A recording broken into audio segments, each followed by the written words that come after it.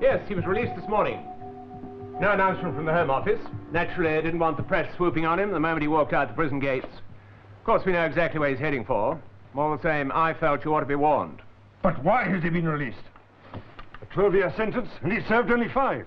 Medical grounds. He's been in and out of the prison hospital. He may come here. You may try. I put on the full security clamp, and I'd sooner you didn't leave the house for a day or two. Yes. Yes, thank you, Major. Not at all, my lord. It's my job to look after you. Major. Yes? Supposing he does slip through. Supposing he gets to me. Kill him, of course.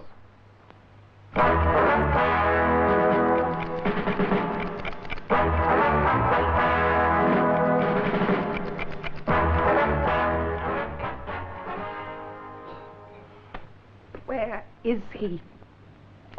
Why isn't he here? Look, Janice, you must remain calm. Otherwise you'll be no use to him when he does show up. I'm afraid, Ian. In his state of mind, he might do something stupid. Well, according to the prison psychiatrist, there's nothing wrong with his state of mind. Then where is he? Thank To you. come here at 6. He promised me, and now it's after 10. If only I could find his secretary, but I can't get hold of her any... Oh, sorry. Perhaps I shouldn't have dragged you into this. Well, nobody drags me into an assignment I don't want. Not even a very special and very old friend like you. Why did you take this case on, Ian? Well, let's say it's because I remember your father as he used to be. Pierce Kettner, the poet-pacifist. Who turned out to be a traitor and killer. I don't think he meant to kill. But you do believe he was a communist spy? Oh, I don't know. Do you? At the time of the trial, I didn't. Despite all the evidence. But now... Ian... changed. The last few months, he's drawn into himself. Each time I saw him, he got worse. Prison does change a man. Any man. Yes, but not in this way. There's no bitterness. Only a kind of coldness. It's quite frightening. I know this much. He blames Lord Keel for everything. Well, that's natural enough. Keel was the chief witness against him at that trial. Now, look, I've agreed to look after your father, to keep an eye on him for a bit. See, he's not pestered by the press or hounded by political fanatics. Now, why don't you just relax and leave it all to me, eh? He doesn't come here tonight. How will you find him? Ah, well, that's all part of the Suter and Shoesmith service. If he hasn't got in touch with us by tomorrow morning, we'll contact his publisher, his agent, his bank, all his old business associates. Now, wherever he's decided to go, sooner or later he's going to have to get in touch with one of them because he'll need money. Of course. I hadn't thought of that. Well, you've got plenty. You know, it's ironic. The last 5 years, in one way, have been the most successful of his life. Every one of his books has been reprinted in a dozen languages. Several of his plays have been produced in the West End and on Broadway. He became a sort of curiosity. The royalties have been piling up. Well, my guess, he just wants to be alone for a bit. We'll probably find him in some quiet country and just trying to sort himself out. Listen, why don't you go home, eh? You've got your own business to look after now, you know. You're quite right, of course. I'm probably letting this bother me far too much. Anyway, it's been good to see you again. I'll tell you what. Why don't we go for a run in the country this weekend? Maidenhead or somewhere on the river, eh? The river. That's it, the houseboat. Why didn't I think of it before? Forgotten all about that. Had some sort of strange, La foreign name. Francia. What does that mean? It's Spanish. It's the place in the ring that a bull returns to when it's puzzled or wounded. It's where he feels least in danger. It's all highly symbolic, isn't it? All right, well, where's the houseboat moored now, then? Oh, I don't know. We could start looking right We? You give me the address. I'll drive down there. Now, you go home, and I'll call you when I've checked, all right? No, I'm coming with you. Oh, look. You'll never find it in the dark. Anyway, I couldn't sleep a wink now. Oh, all right.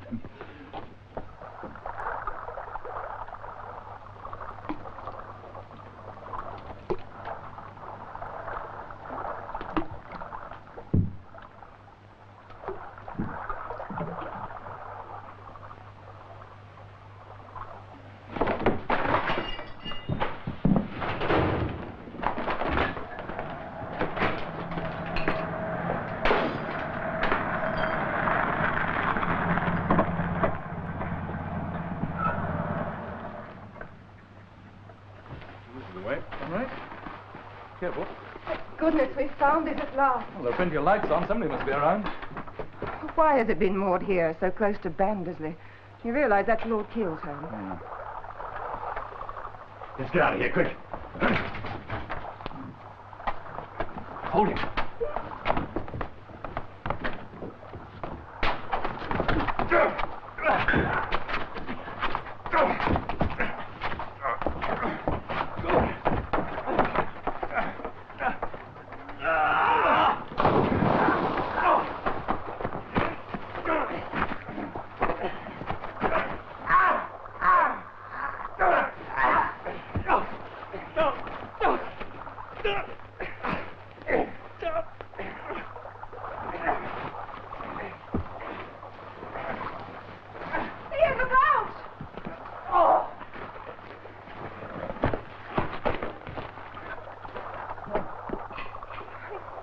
Are you all right? Hunky-dory.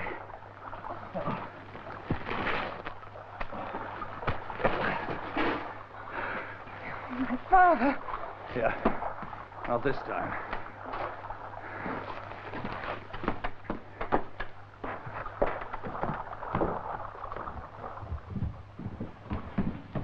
Christina.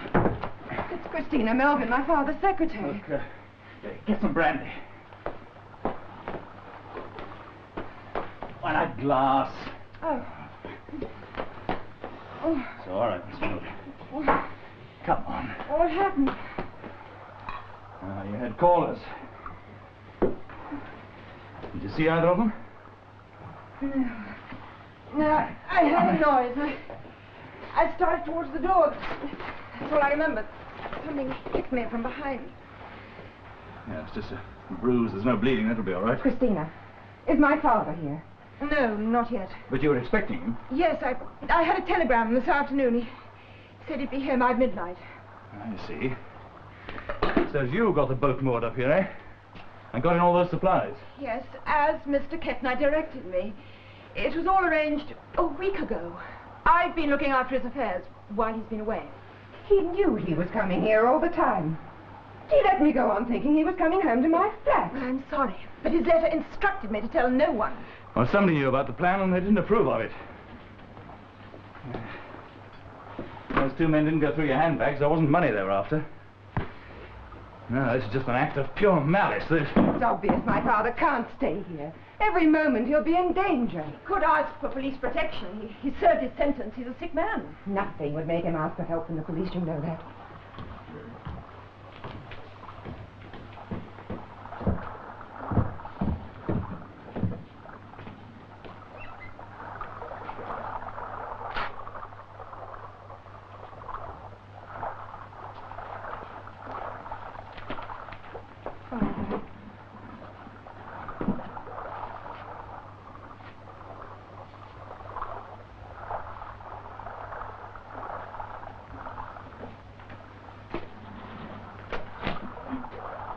So soon, I thought I'd have at least a few days quiet here.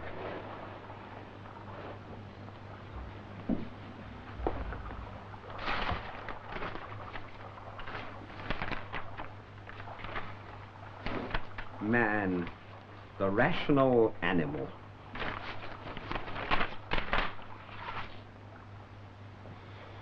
Where have you been? I've been worried sick. Wandering about, trying to find myself. It's frightening, you know, to lose the security of bars and walls. The hugeness of the world, it's baffling busyness. You didn't have to be alone. If you'd come to the address I gave you, Mr. Suter and I were waiting. Get out. You too, Janice. I don't trust you. I don't trust anyone. You and I were never close. Not even when you were a child. You were always self-reliant, obdurate. Why are you here now? Why did you come so faithfully every visiting day? Father. Self-reliant, self-consumed. I don't think it was me you were so concerned with in the prison hospital. Wasn't it my bank balance? Mr. Kettner, you're being unfair to your daughter. Janice is concerned about your safety, and apparently with good reason. Anyway, she's a successful businesswoman. She hardly needs your money. Pierce, I'm sure that's true. Janice is acting from the very best of motives. She wants to be certain that you're left in peace to forget the past and work again. I shall never write again. And of course you feel like that now, but when you've had a chance to settle down and friends come to visit you... Friends? What friends? When you grow old, your friends fall out like hair, or decay like teeth.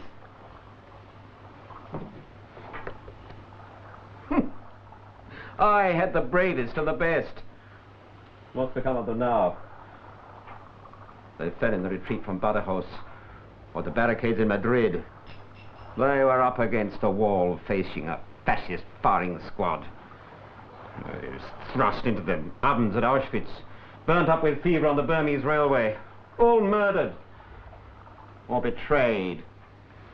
None of them left now to be my pallbearers. Well, do you believe I was guilty? Do you think I committed treason? Mr. Kettner, that's completely beside the point now. It's the future we're concerned with. Now, it'll only be a matter of hours before the press discover where you are. Then you may have all sorts of trouble. There'll be political demonstrators, all kinds of cranks. You won't have to ask them what they believe. To them, you're a traitor. No. Oh, yes. Far worse than Lonsdale or Pontecorvo, because you were born in this country. You were once their hero. Yes, Mr. Suter. But I don't need you. Or your client. What I have to do must be done alone. Please go now.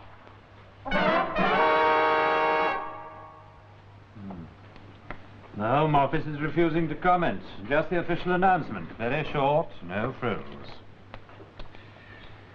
Is he really so ill? Oh, I only know what the papers say and what Janice has told me. There's a lot of speculation about where he's disappeared to. One report is him flying out of the country, to Moscow, presumably. Well, it won't be long before they track him down to that houseboat. Well, there's not much you can do now. It depends on Janice. I've been trying to reach her all morning, but she won't answer the phone. Look, if Kettner isn't willing to cooperate, then the whole thing's a dead loss. And you've got to tell the girl just that. Oh, I can't, Bob. Not just at the moment, anyway. She thinks her father's out for revenge, but he may have some mad notion about going after Lord Keel. And having seen Kettner, she could be right. Well, that's her worry, but nobody can expect you to protect a man who doesn't want to be protected. I tried to tell her that last night, but she's in such a state, Bob. You should never have taken the thing on in the first place. The man's a convicted traitor and a killer. Oh, maybe. Maybe? Oh, for Pete's sake, he was running left-wing Let's Kiss the Commies movements all over Europe. He admitted to being a close friend of that painter, that Polish bloke. What's his name? Lazarick. Peter Lazarick. Yes, a known spy. MI5 were about to close in on Lazarick, and he's found dead in the river a few hundred yards from Kettner's houseboat. It was established that they had an appointment that day. And when they searched the dead man's flat, they found code books, cameras, microfilm, the whole shooting match. And a diary that involved Kettner up to his neck. Well, I spent the whole morning going through the records of the trial. Now, it seems to me this is mostly circumstantial evidence. This nearly always is in these cases. Yeah, well, the thing that damned him was his lifelong friendship with Lord Keel. A top diplomat with access to all sorts of secret information. Defense, trade negotiations, foreign policy. But I thought it was all proved conclusively at the trial, that Kettner had stolen secret documents from Lord Keel and passed them on to Lazarick. Exactly. When Lazarick began to crack up and the net was about to close, Kettner panicked and killed him to stop him talking. He was lucky to have the charge reduced to manslaughter. You're not going to tell me that he's still trying to protest his innocence? No. No, though Janice says he did until about a year ago. Then suddenly he seized up. He wouldn't even mention the case. That's what frightened her. Look, Bob, it's time you went for that appointment. Huh? Oh, yes, of course. I've got to go off to Ludgate Hill now. Another dreary meeting with the actuaries. The Beckley Diamond case. Oh, I thought that was all buttoned up. Looks like dragging on forever. Heather, do try and get those files sorted out by the time I get back. I was hoping you could lend a hand, you know. I'm going to have one more go at this Kettner thing. How? Drive down to the boat. Just keep watch. Look, whatever you may think of Kettner, whatever he is today, you've got to remember his value as a writer, his services to so many different causes. He seems to have impressed you. Well, frankly, yes, he did. A man who's been something, had something, never loses all that. He keeps a little of it always. You can see it. You can sense it. No matter what the world does to him, no matter what people think or say, nobody can take that away from him. Nobody? Except perhaps the man himself. I must see Lord Keel. Nobody's to see his lordship. I tried to stop her, but she drove straight past me. You should have set the dog on her. I realize you're only doing your job, but I must see him. My name is Janice Kettner. Is it about your father? Yes, but not in the way you think. Oh, please. All right, tell me. I'll see his lordship gets the message. My father's ill. He's not himself. For the sake of everyone concerned, I want to appeal to Lord Keel to leave here. To go away just for a little while, until I can talk to my father and make him see reason. All right, wait in here. I'll see if I can find his lordship. Please tell him it's terribly, terribly...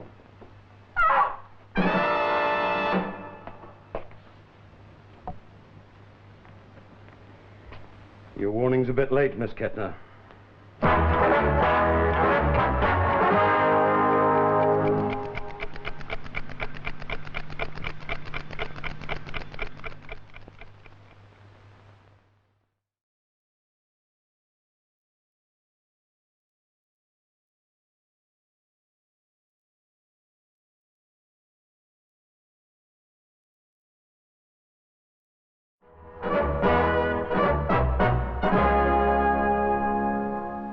Well, I'm the obvious suspect. I was alone here. Yes, and if it hadn't been for the fact that Mr. Souter was outside keeping watch and able to tell the police you never left here... Thank you very much. Miss Janice, you should thank. Yes, Janice, I wonder if you can understand that. Yesterday was all hate, all Ronan Keel. Nothing else mattered. It had been like that for I don't know how long.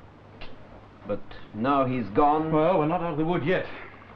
No, the police want to talk to you, Janice. But I've already told them all I know. Yes, you told them about those two men at Bandersley, the two who were with you when you discovered the body of Keel. Well, the police haven't been able to find a trace of either of them. What? Keel lives alone in that house with only an elderly, deaf housekeeper. And she swears there's no other staff at all. I suppose the police think I made it up. Well, it was very stupid of you to rush in there on your own. Well, I'm sorry. When you left me last night, the way you were talking, I thought you were going to pull out of this. This morning I drove around for hours trying to decide what to do. Suddenly I got the idea that if I could make a personal appeal to Lord Keel, persuade him to go away, leave Bandersley for a while, it seemed the only thing left. Yes, well, fortunately, the knife that killed him was driven in with such force that it's unlikely a woman could have done it. Well, then they must see. Keel was killed because he was the one decisive witness at Mr. Kettner's trial, to prevent him revealing the truth. The truth? That Keel gave false evidence at that trial, is that it? Well, what do you expect me to say, Mr. Souter? The man can go on protesting his innocence for just so long, until the futility of it crushes him. Well, look, let's put it another way, shall we? You came down here, and you had this houseboat moored as closely as you could to Bandersley, intending to confront Keel. Yes, to haunt him, if you like. I knew he'd be guarded, of course. But I felt somehow that if I waited long enough, I'd get at him. And then? I don't know, make him sign a statement, perhaps? And if he refused? I don't know. I don't know. Mr. Kettner, do you think it was Keel who had those two men smash this place up? Yes, I do. I'm sure they were the two I saw at Bandersley. That's why they've disappeared. Somehow Lord Keel found out my father was being released and coming here. He wanted to frighten him off. Yes, but why? Because he knew I'd never give up.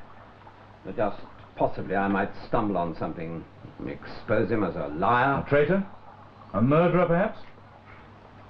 Perhaps. Well, why should he be content with half measures? Why not kill you? How do you know he didn't intend to, once the excitement had died down? We've got to remember, Mr. Kettner's release was unexpected. It took Keel by surprise. He needed time to plan. Yes, and my father's death would have to look like an accident. Or self-defense, something like that. Smashing up the houseboat was just a warning, an attempt to win time. Yes, and when that failed, and when your father stayed on here, Keel stabbed himself in the back, did he? I think that's going a bit far, don't you? Now, it seems to me that some other person here doesn't want Mr. Kettner to get to Keel. And it's that other person who murdered him, knowing that you'd be here alone, as you say, the perfect suspect. But who else could have had a motive? Well, perhaps your father can give us the answer to that. In fact, Mr. Kettner, there are quite a lot of questions I'd like to ask you. I thought my trial was over. Pierce, you look worn out. I'll make you a cup of tea. No, I'll get you some tea. Listen, why don't you push off and do some shopping, eh? I want to speak to Mr. Kettner alone. All right, dear. We are running rather low on food. Well, I expect you'd like something a bit stronger than tea. Well, I'll get it. No, it's all right. Mr. Kettner, at the time of your arrest, 5.5 years ago, this houseboat was moored not far from here. Yes, about half a mile downstream. Do you take soda in yours? No, just as it is, please. Okay. You were a frequent visitor at Vandersley. Frequent? Well, no, I wouldn't say that. No, he came to see me here rather more often than I went there. Yeah, but you've known him a long time. Well, we were at Cambridge together. We didn't actually become close friends, though, until the Spanish Civil War. He was on a diplomatic mission in Madrid. After that, Ronan Keel and I worked and fought together for more than 20 years. He was always the official one, the one with the credentials and the code book, you know. I was always very unofficial and usually unwelcome. Now, politically, we were poles apart, yet our aims were always the same. But you were still working together at the time of your arrest. Yes, on a program of cultural exchange under United Nations organizations to promote international understanding and peaceful cooperation. At my trial, they said I'd turned it into an espionage network. Yes, and that you'd killed one of your close associates, a Pole named Lazarick. Lazarick was an agent. I know that now, but I didn't kill him. Well, I'd be interested to hear your version. Well, his car was found in the river, not far from where the boat was moored. He was still at the wheel. At first, the police thought it was an accident, that he'd simply gone off the towpath in the dark. Until the post-mortem, there was no water in his lungs. He was dead when he went in. He'd been hit on the back of the head. Yes, with a blunt instrument, a spanner, wasn't he? Look, if you know all about the case, why ask me? I told you, I want to hear your side of the story. Now, you got an appointment with Lazarick that day. Yes, he was coming out from London. He said he wanted to see me alone. What about? I don't know. I presumed he wanted to discuss the cultural exchange program. But I was wrong. Peter Lazarick was a strange, devious fellow. Do you mean to tell me you didn't know he was a spy? They found microfilm at his flat, and a coded diary that named you as his contact. I knew him only as a painter of some merit. As far as I can remember, we never even mentioned politics. No. That diary was a fake. Planted there, just like the code book they found when they searched the boat, and that heavy spanner with Lazarick's blood on it, which they found in the back of my car. Now, I'll tell you, Mr. Souter, just as I told the court and the police, Lazarick never kept his appointment that evening. He never reached the boat. In the study of his Thameside home at Bandersley, Berkshire, Lord Keel had a long and distinguished career in the Foreign Service, and during the Second World War served as a Director of British Intelligence.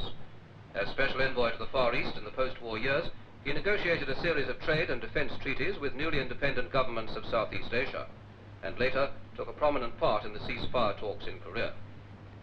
Well, that puts a rather different complexion on the whole affair, doesn't it? I don't know. Maybe... Until I get these blasted Bletchley figures out of the way, I just can't think of anything else. Get me those receipts again, will you? And it's all very well for Andrew to go speculating by the riverside. He could be far more useful over here. There's a ton of stuff waiting to be got through. Yes, Mr. Shoesmith.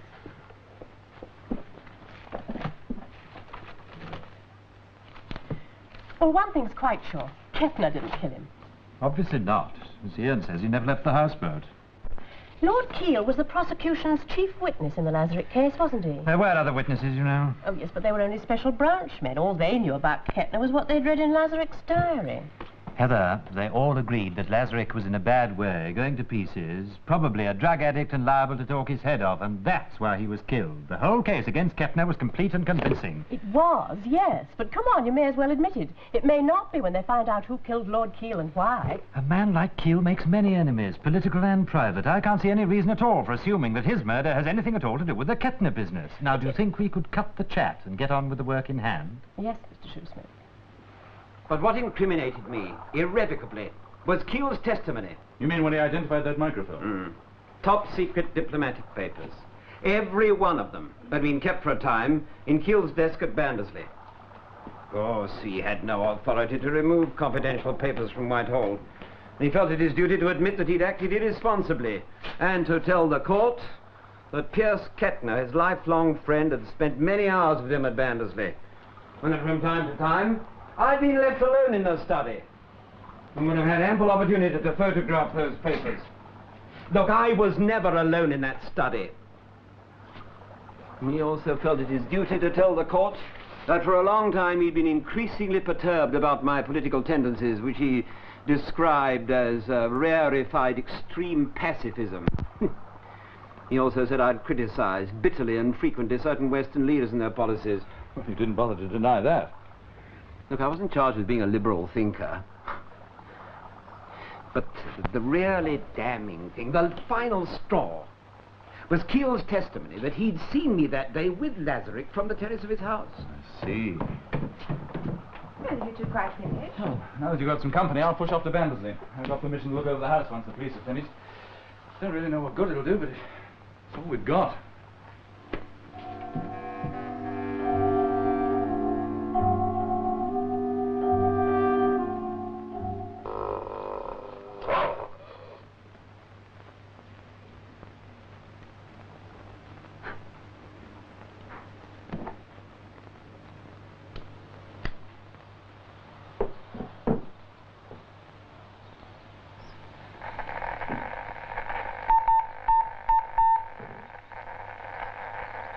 Emergency frequency call.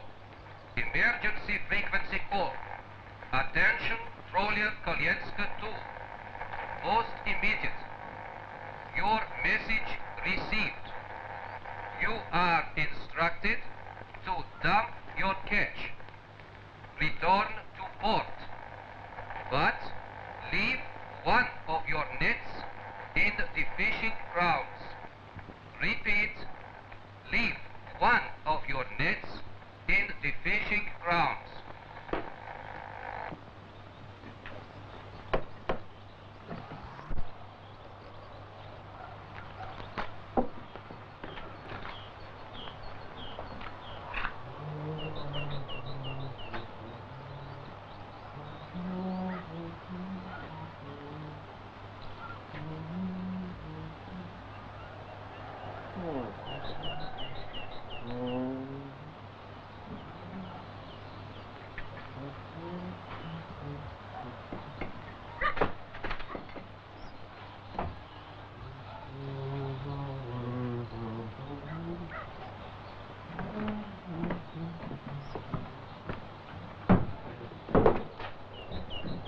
Suter's left the boat, Major. He's heading up to the house.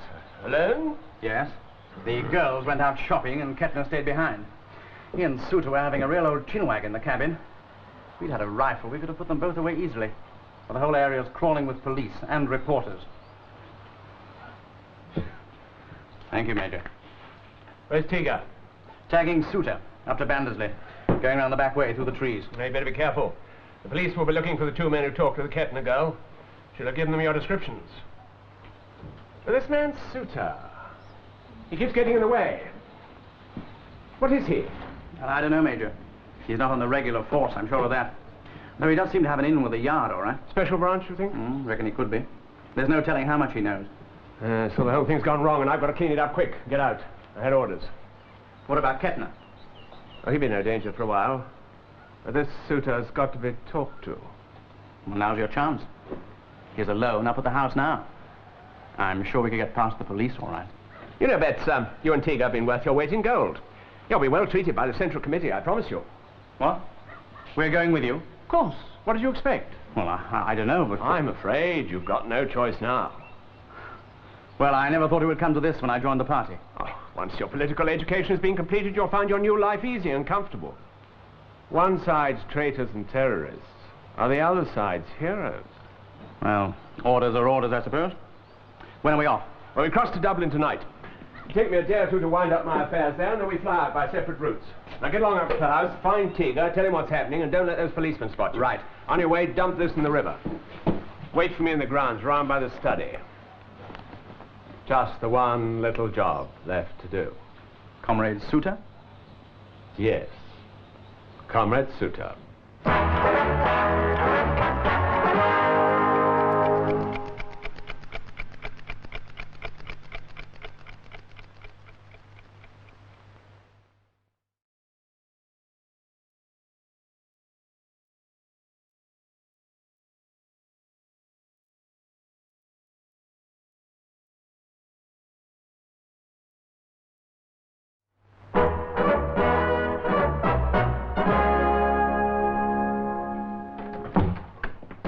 Sure, I don't have to tell you, sir, not to disturb anything.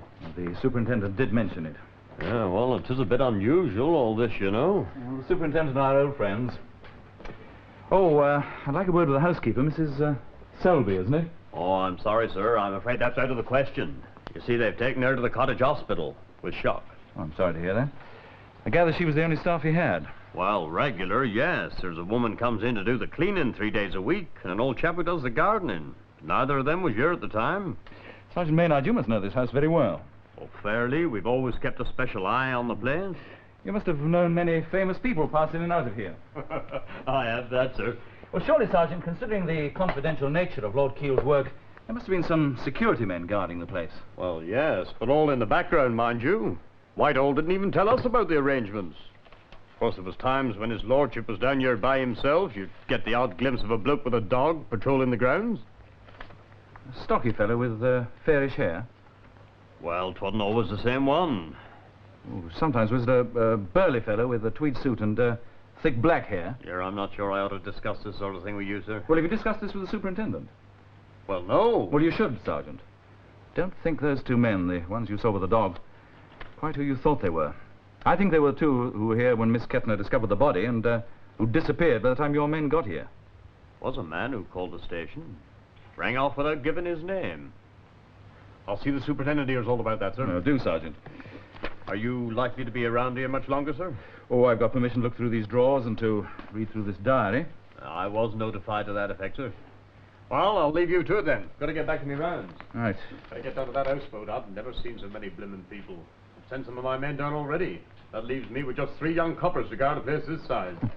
Well, I'll try and look back later, sir. Good. Now, don't worry, Sergeant. I'll leave everything just exactly as I found it. I hope so, sir. Otherwise, the super will have my guts.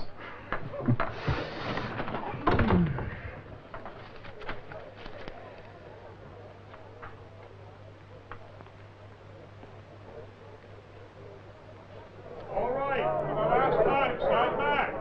Keep that towpath clear. They're moving them back. About time. People like that, they're vultures. It'll be dark soon. They'll go home. I'm worried about Ian on his own up there. There are policemen. I know, but I still don't like it.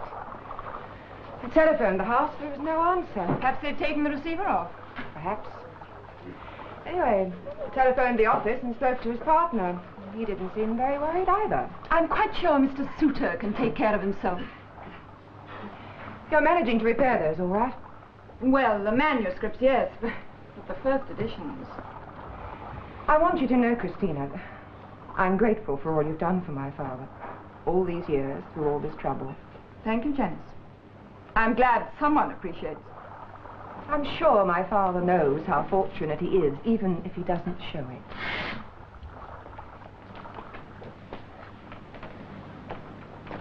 Did you rest well? Better than in a very long time, thank you, my dear. Well, here's that missing page, Christina. Did you manage to repair those manuscripts? Well, more or less. Good, thanks. Now I feel quite refreshed. It's wonderful to be free of hauntings and work. Now I can start being a father. something I'd like you to do for me. Would you come away with me for a while? Father, I know you have your business. I'm just being selfish as usual. I'd love to come with you, Father. Perhaps now, before it's too late, we could get to know each other. If only they'd leave us alone and give us a chance. Look, darling, I don't care anymore what other people think. I'm only interested in what you believe.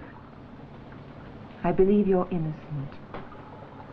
I also think that Ian believes this, and that somehow he'll prove it and clear your name. Well, I'm very grateful to Ian, but it really doesn't matter anymore.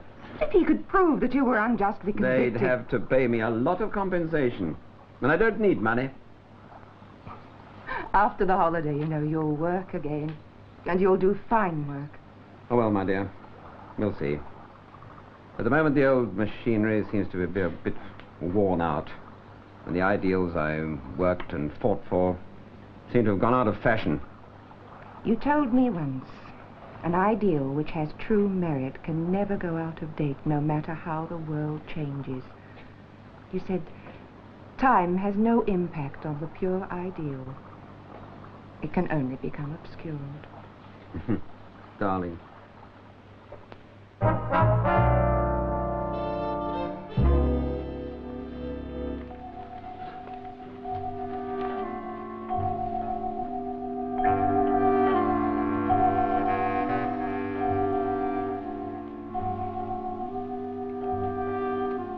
Switch it off, Mr. Suter.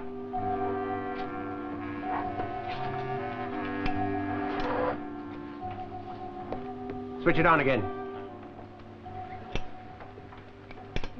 Keep your hands on the desk, please.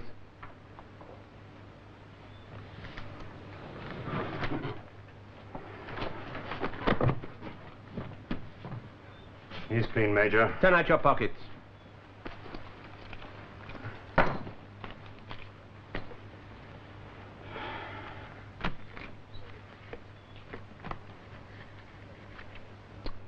Suter and Shoesmith Limited, security consultants, a private firm? That's right. And who is consulting you?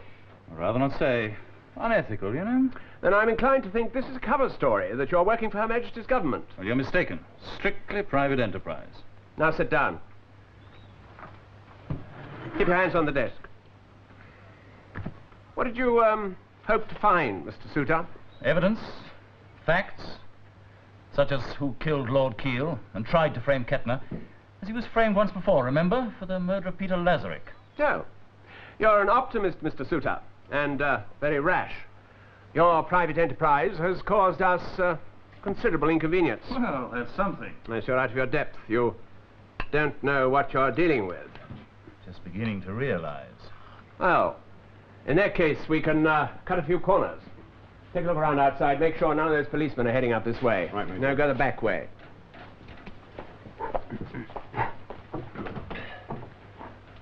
Well, we've been watching you. We know you work on your own, but how much did you tell that Scotland Yard fellow, I wonder?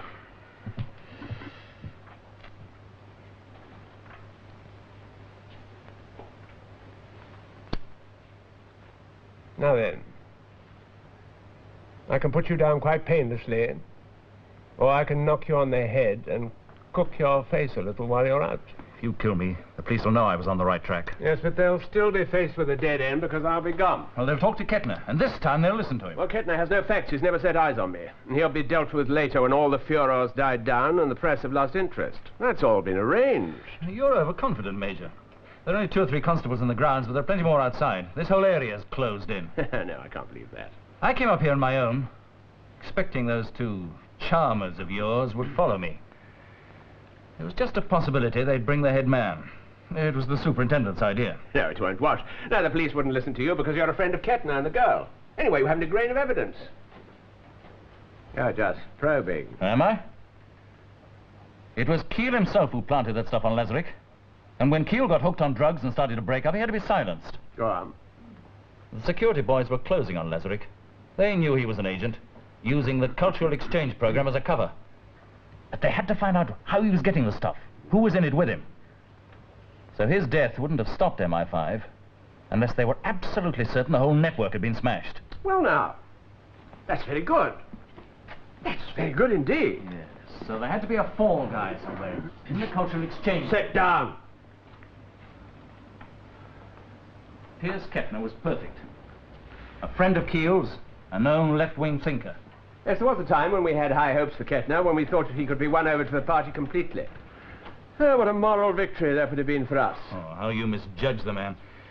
His whole philosophy is based on the independence of thought. Yes, that became clear. Great disappointment. Yes, Kettner knew nothing about the spy ring. But Lazarick was driving out to talk to him that afternoon, and in his condition he might have told him the whole story. And Kettner would have gone straight to the authorities. Of course. So Keel had Lazarick killed on his way to the houseboat. Then he planted evidence implicating Kettner, and he testified against him at his trial. So he saved himself, and the spy ring continued to operate. Quite correct, except for one small detail. Keel didn't do it. It was my plan all the way. Oh, he was your... Keel only did what I told him. Your puppet, eh? Oh, I controlled him completely. Ronan Keel has been my career for more than 30 years. Fix the front, keep your hands still. Major, I've checked. 2 of them down by the front gates. Betts is keeping watch. The third round the back having a smoke. I'll keep an eye on him. Right. Wait, Major. There was a sergeant. I saw him bring Suter in here. Well, perhaps he's gone down to the houseboat. He wouldn't do that. He was left in charge, I'm sure of it. Well, he's in the house somewhere. Better check. Let me know. Right, Major.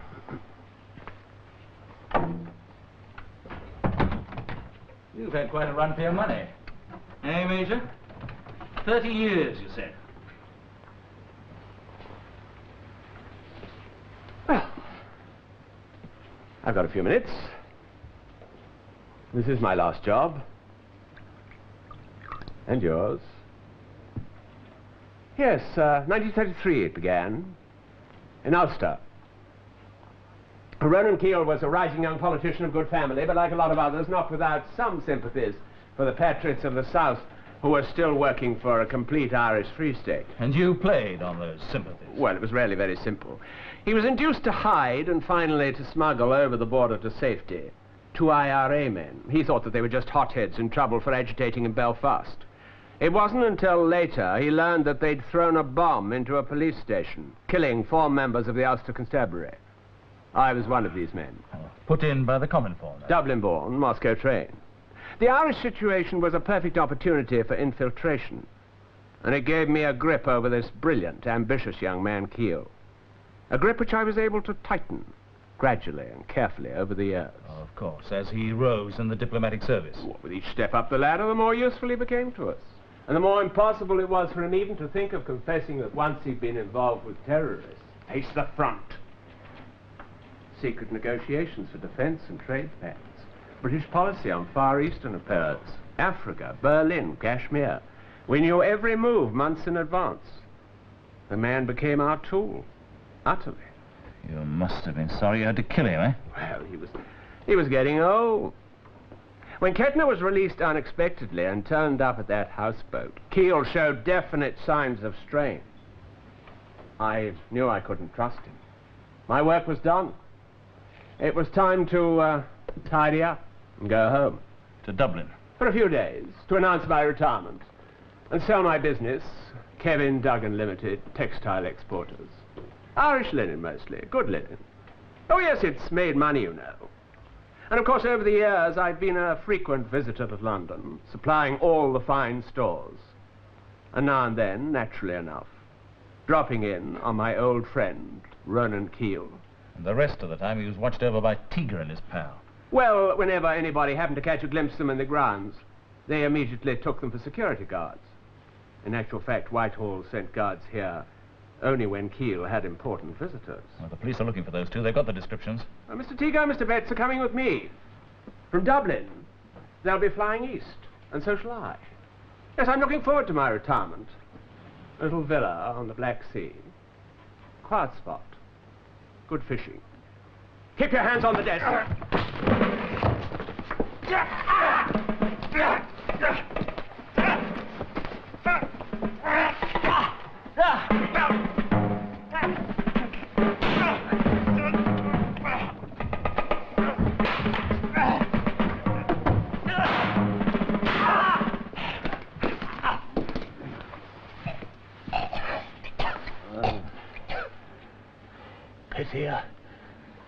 I was looking forward to the fishing.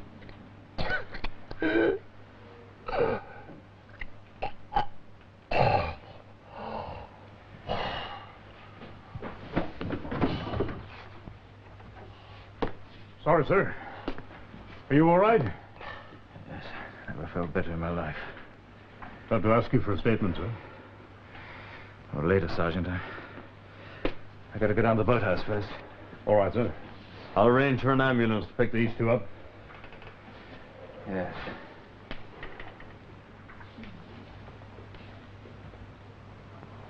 Major Duggan. No, I don't believe I ever heard that name. But it makes everything sadly clear. God. Poor Ronan. What a way to live. And to die, trying to serve two conflicting philosophies, cancelling himself out. Believing in the end in only one doctrine, his own survival. Well, his sentence was harsher and longer than mine. No, you don't have to feel sorry for him, Mr. Kettner. He was never your friend. He was ordered to cultivate you. A distinguished Western writer, the anti-fascist fighter turned pacifist. They just tried to win you over, make you their mouthpiece. A creative artist discovers his own truth, fashions his own morality. Submerge independent thought, and you destroy his talent. Well, for what it's worth, there'll be an official statement. You'll be completely cleared, of course. But I don't think the story's quite over. I think you're still in danger. Yes, the suitor, just a word with you, sir. Huh? We picked up beds in the garden. I don't think he'll talk. That's a pity. Oh, just hang on, Sergeant. I'll give you my statement in a moment. All right, sir. Now, the Major had orders to clean up here, to leave no trace of the network's existence. But you knew Keel was a spy. Now, as long as you remained alive, there was still some danger. Now, the thing he had got to do, arrangements had been made. He'd left here one last member of the organization, somebody who'd been planted here by the party many years before, to watch over you, feed you the line. All the years you were in prison, that person stayed here, checking through your correspondence, trying to find out just how much you knew or guessed about the network's existence. Now, that person had to be you, Christina. You must be out of your mind. You knew Mr. Kettner was due to be released, and you warned the Major. And you knew the houseboat had been brought down near to Bandersley. Then you got a telegram saying that Mr. Kettner would be due to arrive just shortly before midnight. You were the only person who knew that. And that raid by Tiger and Betts was staged just before he was due. I had nothing to do with that. I was attacked, knocked unconscious. You saw that? Tapped her on the head so gently, didn't even bruise. You can't prove any of this. Oh, yes, I can, Christina. The police have Betts. He's talking his head off, turning Queen's evidence. Oh, no.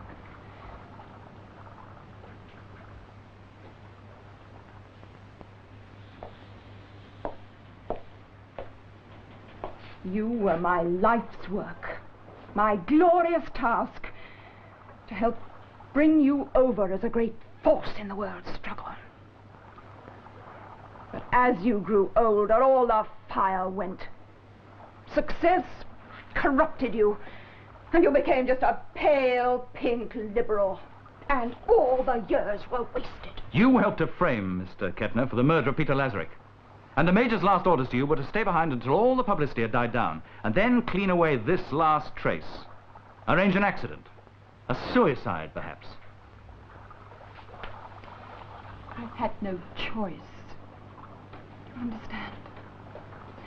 I had no personal feelings. The party is my life. All right, Sergeant.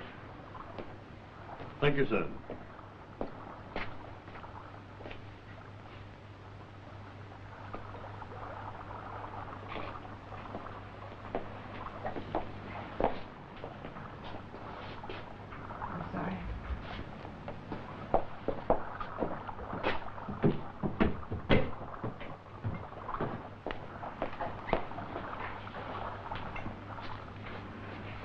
Well, my dear, you see how evil works. It's not in people. It's imposed on them by man-made doctrines, mistaken hopes and faiths. I was not kind to Christina. So much of the fault for this is mine. You see, in all human creatures, there's an elemental goodness, so that civilization is merely a process of learning to be kind. Out of all this violence and anguish, that old idea emerges, bright and clear as ever.